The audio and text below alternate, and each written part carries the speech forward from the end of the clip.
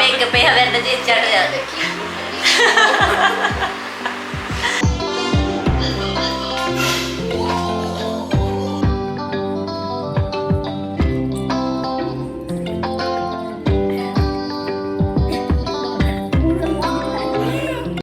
Hello, എല്ലാവർക്കും സുഖമല്ലേ? എനിക്കും സുഖമായിട്ടിരിക്കുകയാണ് കേട്ടോ.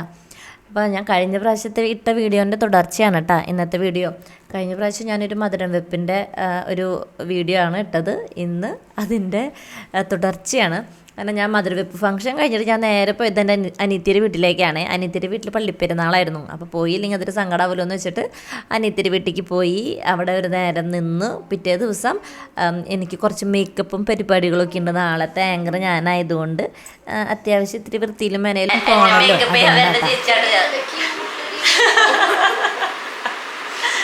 എന്താ കല്യാണത്തിൻ്റെ ആങ്കറിങ്ങിൻ്റെ മേക്കപ്പാണിത്. നിത്യ ചേച്ചിരി കൂടി കുറവുണ്ട്. ഞാൻ നിത്യ ചേച്ചി കൂടി ഉണ്ടാവുന്ന വിചാരിച്ചു. ശരിക്കും ചേച്ചി സ്വന്തമായിട്ട് ബ്യൂട്ടി പാർലർ നടത്താണ് കേട്ടോ. നൈക്ക എന്നാണ് ബ്യൂട്ടി പാർലറിൻ്റെ പേര്. മരത്താക്കര എൻ്റെ ചേട്ടൻ്റെ വീടിൻ്റെ അടുത്താണ് കേട്ടോ. ചേച്ചിയുടെ പേര് രജിത. നന്നായിട്ട് ചെയ്യും. എനിക്ക് ഭയങ്കര ഇഷ്ടപ്പെട്ടു. അവിടെ പോയാലാണ് ഞാൻ കരയാണ്ട് ത്രെഡ് ചെയ്ത് വരുന്ന ഒരു സ്ഥലം. എവിടെ ബ്യൂട്ടി പാർലർ പോയിട്ട് ഞാൻ ത്രെഡ് ചെയ്താലും ഞാൻ കരഞ്ഞിട്ട് മെഴുകാണ്ട് വരാറില്ല. ഇവിടെ പോയി കഴിഞ്ഞാൽ ഞങ്ങൾക്കൊരു കരച്ചിലും ഇല്ല, ഒന്നുമില്ല. ഇതാണ് കേട്ടോ എൻ്റെ ഫൈനൽ ലുക്ക്. ഇഷ്ടപ്പെട്ട എല്ലാവർക്കും. എനിക്ക് ഭയങ്കര ഇഷ്ടമായിട്ടാണ്. എൻ്റെ അനിയത്തിയുടെ കല്യാണത്തിന് ശേഷം ഇങ്ങനെ മേക്കപ്പ് ഒക്കെ ചെയ്യുന്നത് ഞാൻ ആദ്യമായിട്ടാണ്. എനിക്ക് എന്തായാലും ഞാൻ സാറ്റിസ്ഫൈഡ് ആണ്. ഇന്നും ആങ്കറിങ് ഉണ്ട്. തലേ ദിവസത്തെ പോലെ ഇന്ന് വെഡ്ഡിങ് ഡേ ആണ്. അപ്പം ഇന്ന് ആങ്കറിങ് ഉണ്ട്. അപ്പം അതിനാണ് ഞാൻ ഈ കത്തിവേഷമൊക്കെ കെട്ടി ഇറങ്ങിയിരിക്കണം. സ്റ്റേജിൽ നിൽക്കുമ്പോൾ ഇത്തിരി വൃത്തിമേനൊക്കെ വേണമല്ലോ. അതുകൊണ്ട് ഇഷ്ടമായോ? എനിക്കിഷ്ടമായിട്ടാണ്. എനിക്ക് എങ്ങനെ നിന്നാലും സാരി എടുക്കാനറിയാം. എനിക്ക് സാധാരണ ഡ്രസ്സൊക്കെ ഇടുമ്പോൾ മേക്കപ്പൊക്കെ ചെയ്യാനൊക്കെ ആയിട്ട് ഇത്തിരി വിശക്കുണ്ട്. പക്ഷേ സാരിയൊക്കെ എടുക്കുമ്പോൾ സ്റ്റേജിലൊക്കെ കയറുമ്പോൾ അങ്ങനത്തെ മേക്കപ്പ് ഒന്നും ചെയ്യാൻ എനിക്ക് അറിഞ്ഞൂടാ. ചിലർക്കൊക്കെ അറിയാട്ടോ. എനിക്ക് മുടി കെട്ടാൻ തീരെ അറിഞ്ഞൂടാ. കാര്യം കുറേ മുടി ഉണ്ടായിട്ടൊന്നും ഒരു കാര്യമില്ല കേട്ടോ. അത് നല്ല രീതിയിൽ കെട്ടാൻ അറിയണം. എനിക്ക് അതിനുള്ള വശമില്ല. അപ്പം അതിനാണ് ഞാൻ പിന്നെ ഈ മേക്കപ്പിന് ചേച്ചീനെ വെച്ചത്. നല്ല അഫോർഡബിളാണ്, കുഴപ്പമൊന്നുമില്ല. നന്നായിട്ട് ചെയ്തു തരും കേട്ടോ. എനിക്കിഷ്ടപ്പെട്ടു. അങ്ങനെ ഞാൻ മേക്കപ്പൊക്കെ ചെയ്ത് കഴിഞ്ഞ് കുറച്ച് നേരം കഴിഞ്ഞപ്പോൾ ഞാൻ അതേ ഹാളിലേക്ക് വന്നു. ഇതാണ് കല്യാണം നടക്കുന്ന ഹാൾ കേട്ടോ. ഇതാണ് സ്റ്റേജ്. അപ്പോൾ ഞാനാണെങ്കിൽ എനിക്ക് ഭയങ്കര ടെൻഷനുണ്ട്. കാര്യം ഒക്കെ ഓൾറെഡി പഠിച്ചിട്ടുള്ളതാണ്. 2-3 പ്രാവശ്യമൊക്കെ ചെയ്തിട്ടുണ്ടെങ്കിലും എന്നാലും ഒരു ടെൻഷൻ. അപ്പോൾ ഞാനിങ്ങനെ ഒന്ന് പ്രിപ്പയർ ചെയ്യണം കേട്ടോ. അപ്പോൾ ആ സമയത്ത് അന്നം എടുത്ത വീഡിയോ ആണ് ഇത്.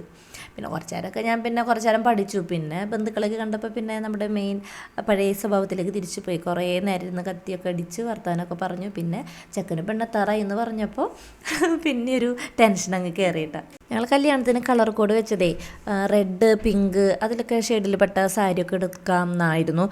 സാരി തന്നെ എടുക്കണമെന്ന് നിർബന്ധമായിരുന്നു കേട്ടോ. അതാണ് ഞാൻ പെട്ടത്. എനിക്ക് സാരി അല്ലാണ്ട് വേറെ ഏത് ഡ്രസ്സ് ഇടാനാണെങ്കിലും എനിക്ക് തന്നെ ഞാൻ കംഫർട്ടബിളാണ്. സാരി ഭയങ്കര ബുദ്ധിമുട്ടാണ്. അപ്പോൾ അതുകൊണ്ടാണ് മെയിനായിട്ട് മേക്കപ്പൊക്കെ ചെയ്യാൻ തന്നെ വിചാരിച്ചത് കേട്ടോ. ഞാനാണെങ്കിൽ ചെക്കനും പെണ്ണും ചിലപ്പോൾ വേഗം വരുമെന്ന് വിചാരിച്ചിട്ട് ഭയങ്കര പഠിക്കലായിരുന്നു കേട്ടോ. പിന്നെ അവർ വരണ കാണാലില്ല. അത് ക്രിസ്ത്യൻ വെഡ്ഡിങ്ങിൽ അങ്ങനെ തന്നെയാണ് കേട്ടോ. കല്യാണം കഴിഞ്ഞ് കെട്ടൊക്കെ കഴിഞ്ഞ് പള്ളിയിൽ നിന്ന് ഇറങ്ങിക്കഴിഞ്ഞാൽ പിന്നെ ഈ സ്റ്റുഡിയോക്കാർ വെറുതെ വിടില്ല. സ്റ്റുഡിയോക്കാർ കുറേ നേരം ഫോട്ടോ പല രീതിയിൽ നിർത്തി ഫോട്ടോയൊക്കെ എടുക്കും. അത് കഴിഞ്ഞിട്ട് ചിലവർ മന്ത്രകോടി മാറിയിട്ടാണ് സ്റ്റേജിലേക്ക് വരിക. പക്ഷേ എന്തൊരു ഭാഗ്യത്തിന് മന്ത്രകോടി മാറാനായിട്ട് നിന്നില്ല. ഗൗൺ തന്നെ ഇട്ടിട്ടാണ് കുട്ടി വന്നത് കേട്ടോ. അപ്പോൾ അത് കാരണം അത്രയും സമയം നമുക്ക് ലാഭിക്കാനായിട്ട് പറ്റി. ചെക്കനും പെണ്ണും ഹോളിൻ്റെ എൻട്രൻസിലേക്ക് എത്തിയെന്ന് കണ്ടപ്പോൾ ഞാൻ വേഗം സ്റ്റേജിൽ കയറി.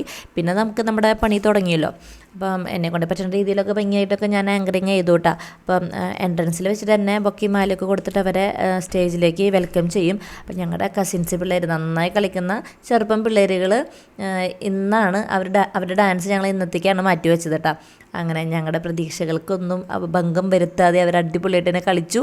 നല്ല എനർജി ആയിരുന്നു. അവരുടെ ഡാൻസ് കാണുമ്പോൾ നമുക്ക് ഇങ്ങനെ നിന്ന് തുള്ളാനൊക്കെ ആയിട്ട് തോന്നുമായിരുന്നു. പക്ഷേ ഇപ്പം അങ്ങനെ തുള്ളണ സമയമല്ലല്ലോ എന്ന് വിചാരിച്ചിട്ട് പിന്നെ ഞങ്ങളൊന്നും തുള്ളിയില്ല. നല്ല രസമായിരുന്നു കേട്ടോ. ഈ ഡാൻസിൻ്റെ ഫുൾ വീഡിയോ എൻ്റെ കയ്യിലില്ല കേട്ടോ. അത് ഭയങ്കര കഷ്ടമായിപ്പോയി. അപ്പം എൻ്റെ കയ്യിൽ എപ്പോഴെങ്കിലും കിട്ടുവാണെങ്കിൽ ഞാനതൊരു ഷോർട്സ് ആയിട്ടൊക്കെ ഇടാം കേട്ടോ.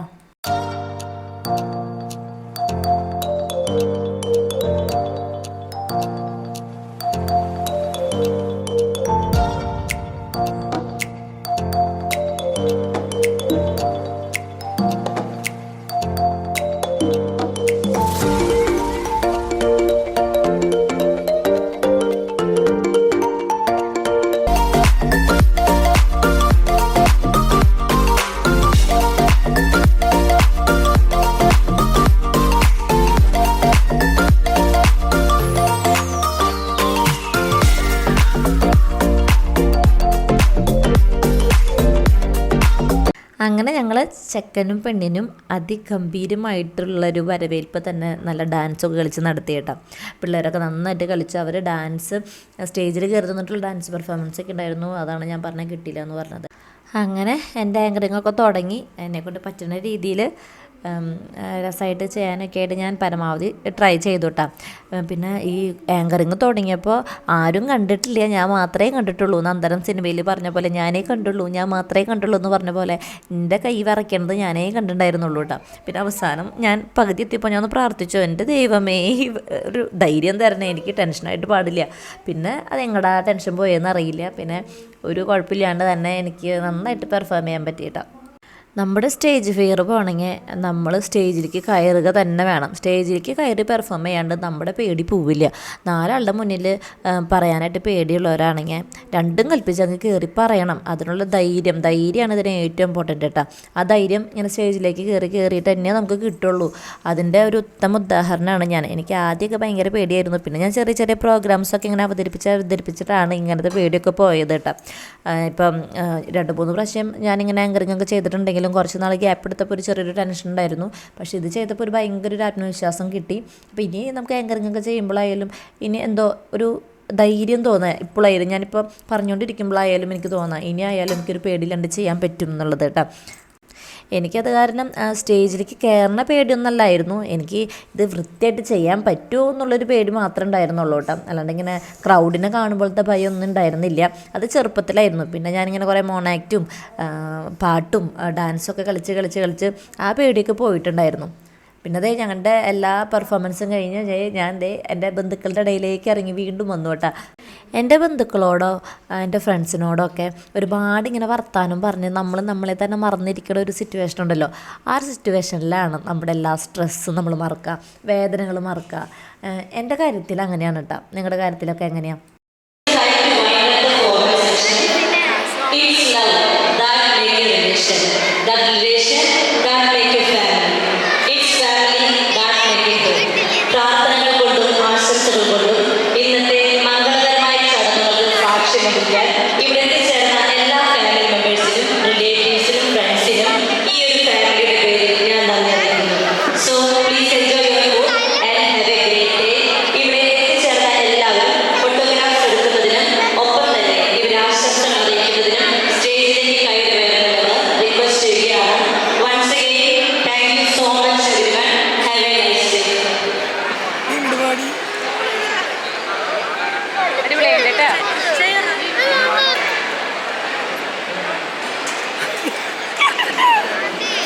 അങ്ങനെ കല്യാണത്തിന് ഫംഗ്ഷനൊക്കെ കഴിഞ്ഞു. പിന്നെ ഞങ്ങളുടെ ചെറുക്കൻ്റെ വീട്ടിലത്തെ കലാപരിപാടികൾ വീണ്ടും തുടങ്ങാനായിട്ടുള്ള സമയമായി. എൻ്റെ പാട്ടുകളൊക്കെ ഉണ്ടായിരുന്നു, പക്ഷേ അതൊക്കെ ഭയങ്കര ബോറായതുകൊണ്ട് ഞാൻ ഇട്ടിട്ടില്ല. പക്ഷേ ഈ അലിൻ നന്നായിട്ട് പാട്ട് പാടുണ്ടാകും. ഞാൻ അവൻ്റെ പാട്ടോടെ കൊടുക്കണ്ടേ.